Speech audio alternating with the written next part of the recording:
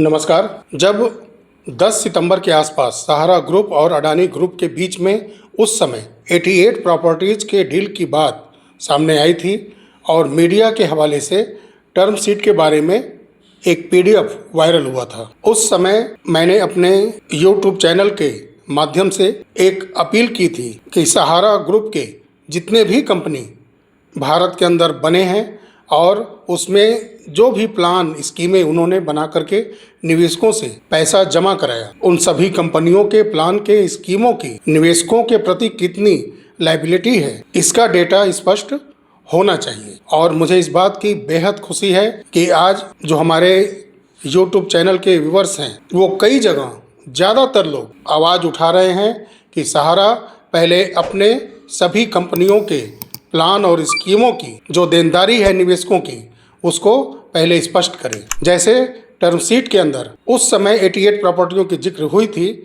और लिस्ट भी सामने आई थी, उसी तरह से सहारा की तमाम कंपनियों का एक लिस्ट जारी हो, उसमें कितने करोड़ निवेशकों का किस किस प्लान स्कीम में कितना पैसा जमा है वो भी दर्शाया जाए। और इस बात को ज़्यादातर निवेशक सोशल मीडिया पर कई चैनल के कमेंट बॉक्स में जाकर के उठा रहे हैं। एक डिमांड मैंने और रख कर रखी है कि जो रियल फैक्ट है, जो घटनाएं निवेशकों के साथ, कर्मचारियों के साथ, चीट फंड कंपनियों के द्वारा, सहारा ग्रुप के द्वारा, ऐसे कई कंपनियों के द्वारा आर्थिक फर्जीवाड़ा किया जाता है, पैसा जमा करा के चंपत हो जाती हैं कंपनियां, ऐसे कंपनियों के विरोध में कि अब बस और नहीं, जिस भी कंपनी का लाइसेंस सरकार जारी करेगी, कंपनी ऑफ रजिस्ट्रार हो, चाहे वो रिजर्व बैंक ऑफ इंडिया हो, चाहे वो सेबी हो, आप जब लाइसेंस इशू कर रहे हैं, आप उनको तरह तरह की स्कीमें चलाने के लिए पूरे भारत के अंदर अप्रूवल दे रहे हैं, तो वो पैसा इन संवैधानिक संस्थाओं को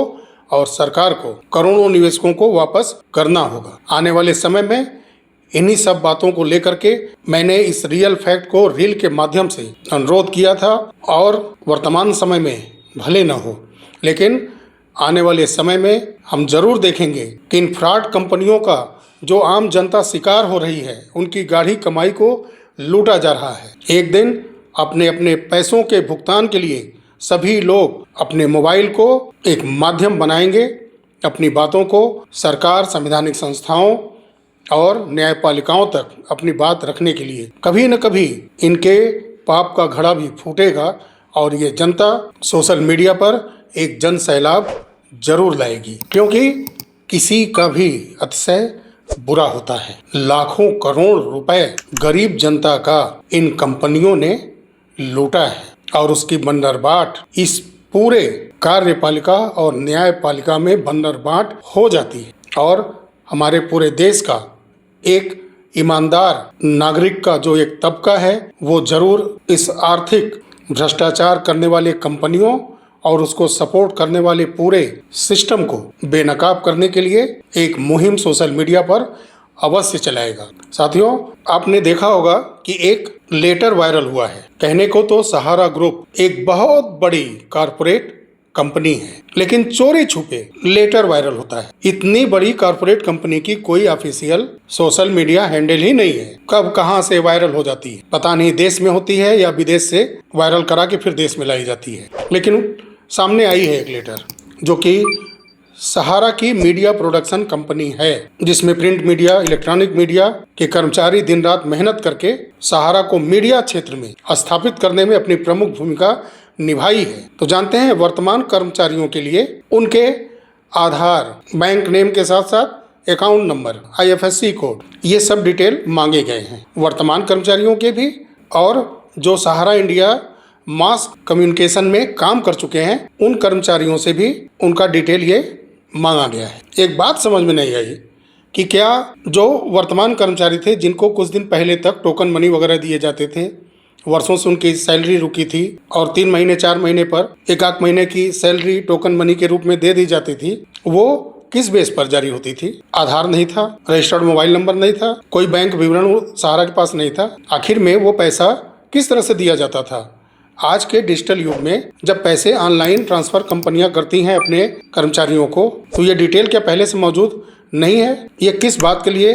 तो जब ये डिटेल कर्मचारियों का पहले से मौजूद ही है और जो रिटायर कर चुके हैं उनका भी मौजूद होगा। चलिए ठीक है, सब कुछ होते हुए आपके पास आपने फिर से मांग की है कि जो पहले रिटायर हो चुके हैं वो अपना डिटेल दें, आधार, बैंक का डिटेल, IFSC कोड के साथ। हो सकता है कि पैन कार्ड भी ज़रूरत पड़े। चलिए, वो आपका सिस्टम है, कैसे डिमांड कर रहे हैं, कैसे मांग रहे हैं, वो सहारा इंडिया मास कम्युनिकेशन के कर्मचारी देंगे आपको। लेकिन एक सवाल मन में था कि किस तरह से सहारा उनको भुगतान करते आ रहा था अब तक। भाई राह चलता कोई तो कर्मचारी सहारा में बन नहीं गया होगा। तैयारियां की होगी, इंटरव्यू वगैरह दिए होंगे, ट्रेनिंग हुई होगी, सारे ID, एड्रेस प्रूफ वगैरह, बैंक डिटेल सब लिया गया होगा, उसी के जरिए भुगतान वगैरह भी हुआ होगा। फिर भी डिटेल लेटर के जरिए मांगा गया है। और ये ऐसा क्यों किया जाता है कि ये एक एविडेंस के रूप में कि सहारा ऐसा कर रही है, कोर्ट की फाइलों में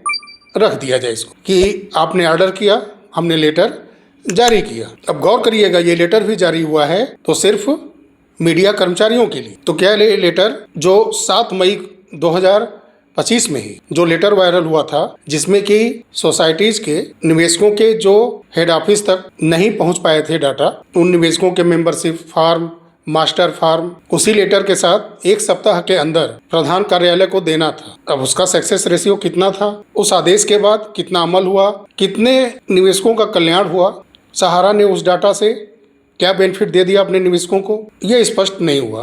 क्या उसी तरह से ये हो रहा है? चलिए, मामला सुप्रीम कोर्ट तक तो ये पहुंच ही गया है, तो मीडिया कर्मचारी तैयार होंगे, सजग होंगे और जिस तरह से वो हैंडल करना शुरू कर चुके हैं सहारा प्रबंधन को, वो बड़े प्यार से कर भी लेंगे अब। लेकिन निवेशक अभी जागरूक नहीं हो रहे हैं। निवेशकों का नेतृत्व करने वाले संगठन उस तरह से एक्टिव नहीं हो रहे हैं जिस तरह से सहारा मीडिया कर्मचारियों की बात IA के माध्यम से सुप्रीम कोर्ट के समक्ष में अचानक से लिस्ट होती है और रख दी जाती है। उस तरह से हमारे बीच के जो संगठन करोड़ों निवेशकों की हक की लड़ाई लड़ रहे हैं, मैं समझता हूं कि आखिरी समय में वो एक प्रकार से बड़ी चूक कर रहे हैं। अभी और कड़ा परिश्रम करना है और बड़ा प्रयास करना है, तब करोड़ों निवेशकों के चेहरों पर मुस्कान आप लोग ला सकते हैं। और वहीं पर एम्प्लॉइज प्रोविडेंट फंड ऑर्गेनाइजेशन ने तय कर दिया है कि सहारा के कर्मचारियों का जो प्रोविडेंट फंड है, भविष्य निधि का पैसा है, वो 11 अरब 80 करोड़ रुपए का देनदारी सहारा के ऊपर बनता है। अब सोचिए कि लाखों कर्मचारी दिन रात एक करके परिश्रम सहारा के लिए करते गए और उनके हक का पैसा काट करके वो भी पैसा उनको नहीं दिया गया। वर्षों परिश्रम करने वाले सहारा के कर्मचारियों को ग्रेच्युटी का बेनिफिट अभी तक लाखों लोगों को नहीं मिल पाया। अब कुछ ही दिन में हो सकता है कि ऐसा सहारा कहे, हालांकि बहुत बड़ा रकम है, इस प्रोविडेंट फंड के पैसे को वापस कराने के लिए एक बार फिर से सबका यूनिवर्सल अकाउंट नंबर भी वेरीफाई किया जाए, क्योंकि सहारा ग्रुप की सोच यही है कि उसके ऊपर पूरा संवैधानिक सिस्टम, करोड़ों निवेशक, लाखों कर्मचारी आंख बंद करके, पूर्ण भरोसा करके वर्षों से इंतजार करते आए हैं, वर्षों तक इंतजार करते रहे। लेकिन वो किसी को 1 रुपए देने से पहले जितना लंबा खींचना है खींचे। वो कानून के दायरे में, डॉक्यूमेंट के पेचीदे उलझन में निवेशकों को, कर्मचारियों को उलझा करके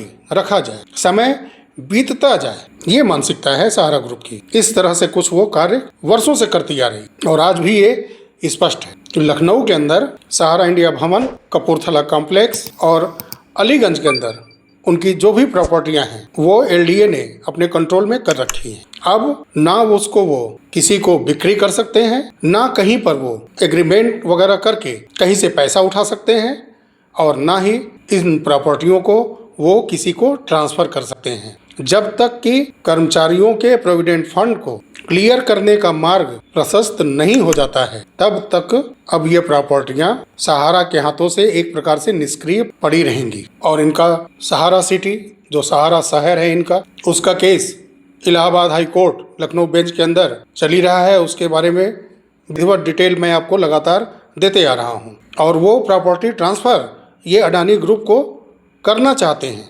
लेकिन मैं धन्यवाद देना चाहूंगा उत्तर प्रदेश के योगी आदित्यनाथ जी की सरकार को, जो पैनी नजर रखे हुए हैं इनके ऊपर, और समय रहते सब कुछ लखनऊ के अंदर सभी विभागों ने अपने अंडर में कर लिया है। नहीं तो बहुत ही चालाकी से ये सब प्रॉपर्टियां ये ट्रांसफर करते और उसके एवज में मोटा रकम लेने में कामयाब भी हो जाती। लेकिन सरकार सजग थी, इसलिए इनको ऐसा करने से पहले ही रोक दिया। अब मामला सुप्रीम कोर्ट के अंदर है, जैसा वहां से आदेश होगा वो आगे चल करके होगा। सेंट्रल गवर्नमेंट का ईडी के द्वारा जो कार्रवाई कराई जा रही है, इसको भी आप बिल्कुल नजरअंदाज न करें। कम ही सही 1,74,000 करोड़ ही सही, लेकिन कुछ तो देनदारी तय हुई, गिरफ्तारियां हुई। जो फर्जीवाड़ा आज से 12-13 साल पहले किया गया, हालांकि ये 2008 से ही इसका स्ट्रक्चर तैयार कर लिया गया था और उसके ही अनुरूप सारा काम हुआ।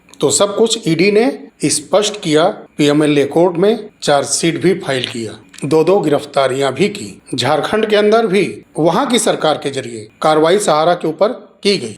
400 करोड़ का वहां के निवेशकों का एक आंकड़ा स्पष्ट है कि देना है। वहां की सीआईडी भी लगातार कार्रवाई कर रही है, प्रयास कर रही है सहारा के ऊपर उस राज्य में भी नकेल और कसा जाए, ताकि निवेशकों को पैसा दिलाने में बहुत जल्द कामयाबी मिले।